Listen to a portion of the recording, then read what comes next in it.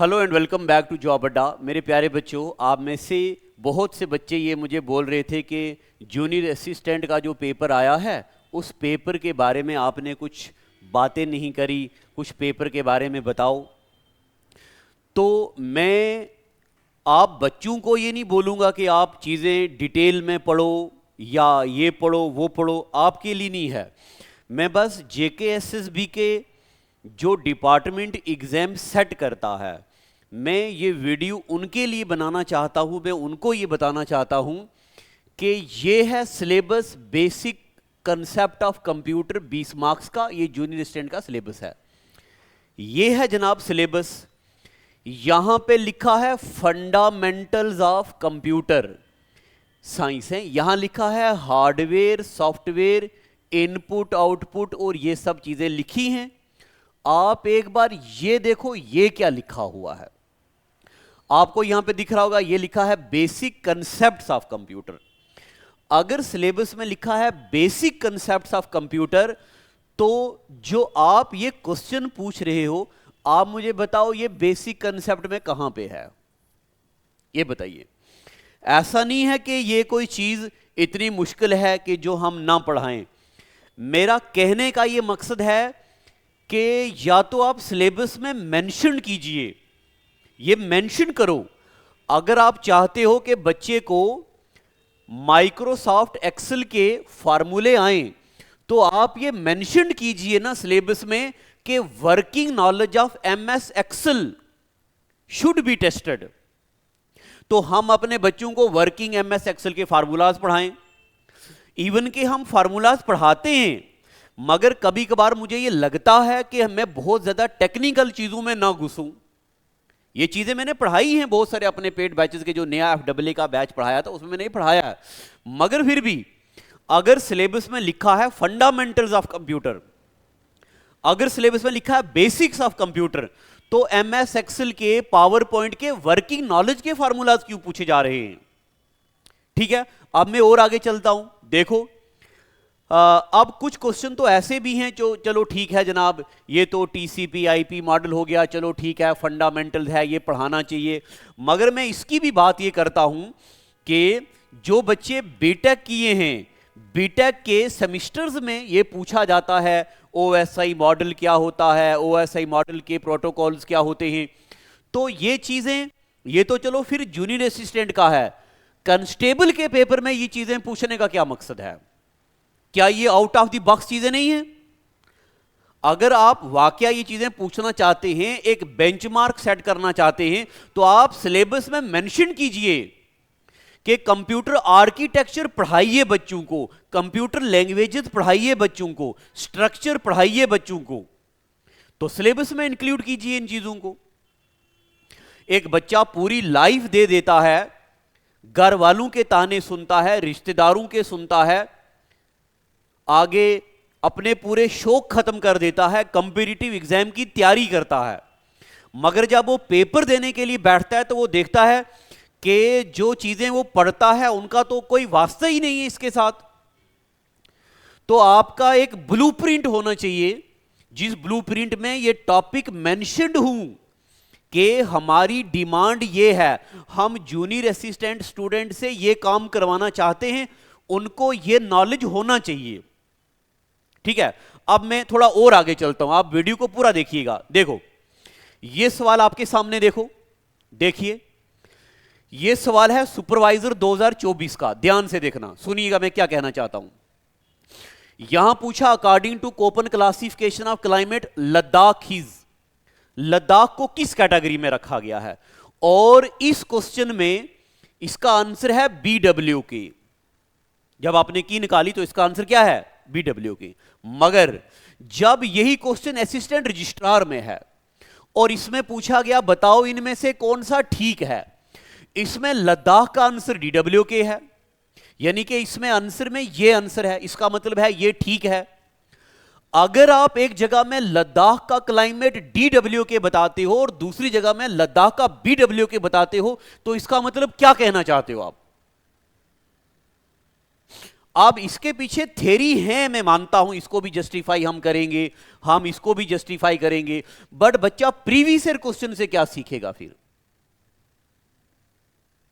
उसके बाद ऐसे मेरे पास बहुत से ऐसे क्वेश्चन हैं जिसमें एक एग्जाम में कुछ आंसर मेंशन किया गया है, दूसरे एग्जाम में कुछ आंसर मेंशन किया गया है। और एक बात देखो, यहां देखिए जी, कंप्यूटर में एक अलग से बूलियन अलजिब्रा, देखो बूलियन अलजिब्रा कंपोनेंट होता है, डिजिटल इलेक्ट्रॉनिक्स का वो हिस्सा है। हमारे यहां आप लिखते हैं फंडामेंटल्स ऑफ कंप्यूटर और बूलियन अलजिब्रा के क्वेश्चन पूछते हैं। इससे बच्चे का दिल टूटेगा, बच्चे का मेहनत का जज्बा टूटेगा। मैं जेकेएसएसबी के जो पेपर सेट करते हैं उनसे ही कहता हूं, आप पेपर डालिए मुश्किल से मुश्किल, नो डाउट, मगर आप सिलेबस में वो मेंशन कीजिए चीजें। या एक बात और मैं आपको बताता हूं, आप ऐसा भी होना चाहिए, जितनी भी बॉडीज हैं एक मॉडल पेपर निकालें, जैसे सीयूईटी का या एनडीए का, सीडीएस का मॉडल पेपर होता है, उस मॉडल पेपर को पढ़ के, मगर ये मॉडल पेपर ऑफिशियल बॉडीज की तरफ से होना चाहिए। इस मॉडल पेपर में एक लेवल, एक बेंचमार्क सेट होना चाहिए कि हम इस लेवल तक जाएंगे। और दूसरी बात, कुछ अब सारे क्वेश्चन मुश्किल नहीं हैं। जैसे मान लो, देखो मैं आपको बताता हूं, यहां देखिए, ये ईमेल के बारे में पूछा है। मैं ये नहीं बोलता हूं ये क्वेश्चन मुश्किल है, बस मैं ये कहना चाहता हूं कि जब बच्चा ये 4 स्टेटमेंट पढ़ेगा, इनको सोचेगा, क्या आपका पेपर का पूछा हुआ क्वेश्चन और पेपर में अलॉट किया हुआ टाइम दोनों सिंक करते हैं या नहीं करते? कहीं ऐसा तो नहीं है कि बच्चा क्वेश्चन पढ़ने में इतनी देर लगा दे कि उसका टाइम वेस्ट हो जाए। चलो ठीक है, ये भी मानते हैं, जो बच्चा जितनी ज्यादा प्रैक्टिस करेगा, बच्चे ने सीधा पढ़ा पीओपी प्रोटोकॉल, ये क्या डाउनलोड ईमेल करता है सर्वर से लोकल कंप्यूटर पे या नहीं, चलो ठीक है, कम टाइम लग गया। मगर मैं सारे क्वेश्चन तो यहां लाई नहीं, मगर कुछ क्वेश्चन ऐसे भी हैं जो टाइम कंज्यूमिंग क्वेश्चन हैं।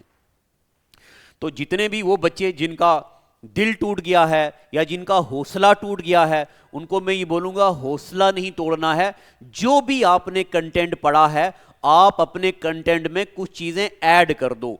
मैं आपको यहां कुछ एक टॉपिक लिख के देता हूं, आप क्या की करो, अपने यहां पे आप अपने टॉपिक्स में कुछ एक चीजें ऐड कर दो।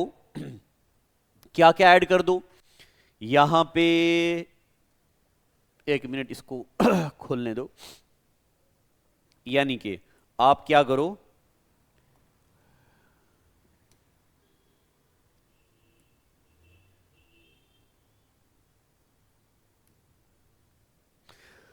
आप क्या कीजिए जी, आप अपने सिलेबस में कंप्यूटर वाले बच्चे, आप अपने टॉपिक में Boolean algebra, one's complement, two's complement, ये चीजें ऐड कर दो।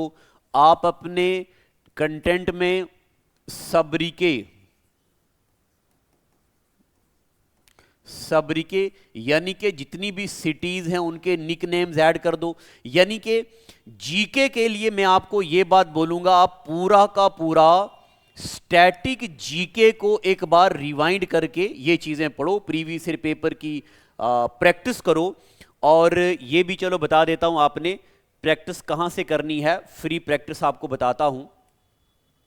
जब आप जॉब्स अड्डा की वेबसाइट में आएंगे, यहां पे देखिए, बहुत सारे बच्चे ऐसे होते हैं जो कोर्स ले लेते हैं, बाद में कभी कभार उसको देखते भी नहीं हैं। तो यहां पे देखो, टेस्ट सीरीज का एक फोल्डर बना है। इस टेस्ट सीरीज में ये देखिए जेकेएसएसबी सेक्शनल टेस्ट हैं। यहां पे आपको ये देखो, यहां आपको देखो साइंस के 100 टेस्ट हैं, इंग्लिश के 19 हैं, मैथ के 18 हैं, ये अलग अलग टेस्ट बने हैं, हिस्ट्री के 23 हैं, ये सेक्शनल टेस्ट हैं। जब आप साइंस के ओपन करोगे, आपको सेल टॉपिक का, प्लांट का, डिजीज का, ह्यूमन बॉडी का, ये सब आपको अलग अलग टेस्ट मिलेंगे। आप जितना हो सके उतना आप सेक्शनल टेस्ट अटेम्प्ट करो, डरने की बात नहीं है। जो आपने पढ़ा है बहुत अच्छा करा है सभी बच्चों ने। अगर आपका 40 और 45 के बीच नंबर हैं तो आपका सेफ स्कोर है, डरने की कोई बात नहीं, आपने कामयाबी हासिल होगी, आपको, आपने मेहनत करी है, आपको कोई पीछे नहीं कर सकता। बस प्लीज़ सभी टीचर्स से मैं ये रिक्वेस्ट करूंगा कि आप मिलके अगर ऐसा एक आंदोलन चलाएं सब लोग मिलके, जिसमें ये बात बोली जाए कि JKSSB को ये बात बोला जाए कि आप प्लीज़ अपना सिलेबस को रिफाइंड वे में टॉपिक वाइज डिकोड कीजिए। ठीक है जी, कंपीटिटिव एग्जाम है, इसका कोई पर्टिकुलर सिलेबस नहीं है, बट एक मॉडल पेपर होना चाहिए, एक लेवल होना चाहिए, क्या किस लेवल का पेपर होगा, आप वो पेपर एक मॉडल पेपर की शक्ल में निकालिए ताकि बच्चे उस लेवल की तैयारी करें। ठीक है, बस इतना ही कहना था। आपकी क्या राय है आप ये भी मुझे बताइए। Thank you, God bless you.